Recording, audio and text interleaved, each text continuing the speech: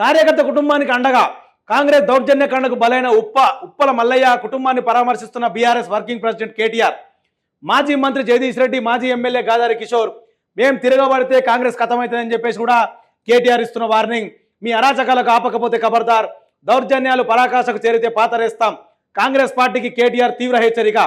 కాంగ్రెస్ గూండాల చేతిలో బలైన మల్లయ్య కుటుంబానికి నేతలతో కలిసి పరామర్శ. 5 లక్షల ఆర్థిక సాయం, కుటుంబంలో ఒకరికి భవిష్యత్తులో ఉద్యోగం అని చెప్పి కేటీఆర్ గారు చెప్తున్న మాట. కాంగ్రెస్ గుండాలారా జాగ్రత్త, రోజులు ఎప్పుడు ఒకేలా ఉండవు. కాంగ్రెస్ నేతలు ఎప్పటికైనా దిక్కుమల రాజకీయాలు మాని ప్రజలకు మంచి చేయడంపై దృష్టి పెట్టాలి. మేం సంయమనం కోల్పోతే మీరు మిగలరు, మా సహనాన్ని పరీక్షించవద్దని చెప్పేసి కూడా కేటీఆర్ గారు డైరెక్ట్ కాంగ్రెస్ గుండాలకు, కాంగ్రెస్ నేతలకు అని చెప్పి ఒక వార్నింగ్ ఇస్తడం జరుగుతుంది. బీఆర్ఎస్ పార్టీకి చెందిన ఉప్పల మల్లయ్యను, దానికి సంబంధించిన ఒక వార్త మీకు నేను చెప్పే ప్రయత్నం చేస్తా. రోజు రోజు కాంగ్రెస్ పార్టీ దౌర్జన్యాలు ఎక్కువైతున్నాయని చెప్పేసి కూడా కేటీఆర్ మాట్లాడుతున్న మాట.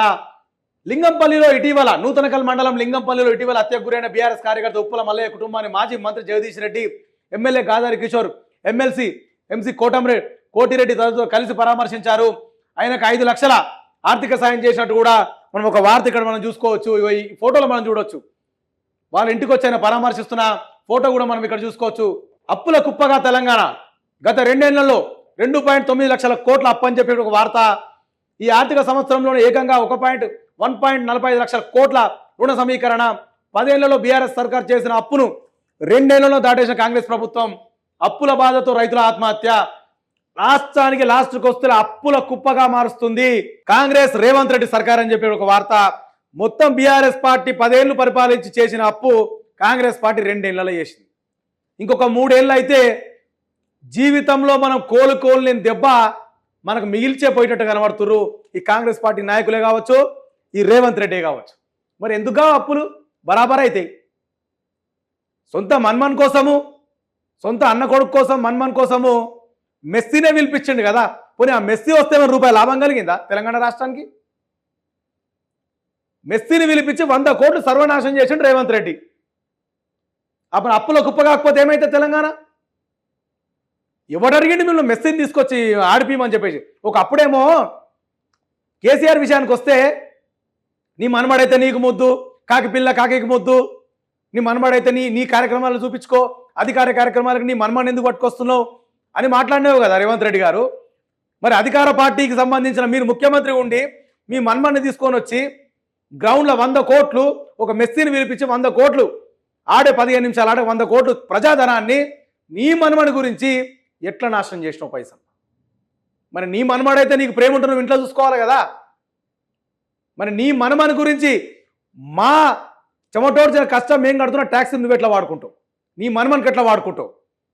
అంటే అధికారం లేనప్పుడు ఒక మాట, అధికారంలో కూర్చున్నాక ఒక మాటనా? దీని మీద ప్రజలంతా తీవ్రంగా విమర్శిస్తూ మీకు అర్థమవుతుందా? ఇదే కేటీఆర్ ఈ ఫార్ములా కేసు అని కార్ది రేసు పట్టుకొస్తే 50 కోట్ల నష్టం జరిగిందని చెప్పేసి ఫ్రాడ్ అయి తిన్నాడని చెప్పేసి ఏదో గగ్గోలు పెట్టినావు. మరి ఇప్పుడు నువ్వు చేసిన కథ ఏంది? ఈ 100 కోట్ల కథ ఏంది? ఇప్పుడు కేవలం నీ మన్మన్ కోసం ఒక ఎమ్మెల్యే కొడుకు గురించి, మీ అన్న కొడుకు గురించి మెస్సీని హైదరాబాద్కి పిలిపించి ఏదో షోపుటప్ చేసినావు నువ్వు, అంతే.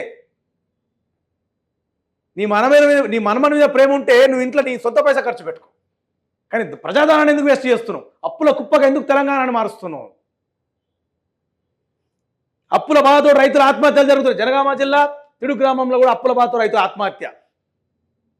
ఈ రైతులు ఆత్మహత్య చేస్తుంది మీ కళ్ళకు కనబడతలేదా? సోయి తప్పున్నారా? తెలంగాణని మొత్తం సర్వనాశనం చేయడానికి తయారైనట్టే. నాకు తెలిసి రేవంత్ రెడ్డి గారు తెలంగాణను సర్వనాశనం చేయడానికే కంకణం కట్టుకొని కూర్చురని చెప్పేసి కూడా నాకు అనిపిస్తుంది. ఇక్కడ ఆంధ్రజ్యోతి పేపర్ తీసుకుందాం. ఎంత ఘోరంగా ఉంటుందంట పరిస్థితి. అస్తం ఆహారంట, సిగ్గని ఉండాలి ఈ పేపర్కి. ఈ పేపర్కి నిజంగా సిగ్గని ఉండాలి ఇంత కూడా. తెలంగాణ మీద ఉద్యమం నుంచి మొదలుపెట్టి చూస్తున్నాం కదా.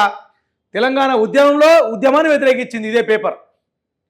తెలంగాణ వచ్చిన తర్వాత అసెంబ్లీలో ఎమ్మెల్యే ప్రమాణ స్వీకారం కూడా ఏనికి వస్తుందని చెప్పేసి ఇదే ఏబిఎన్ న్యూస్ ఛానల్ అప్పుడు వ్యతిరేకించింది.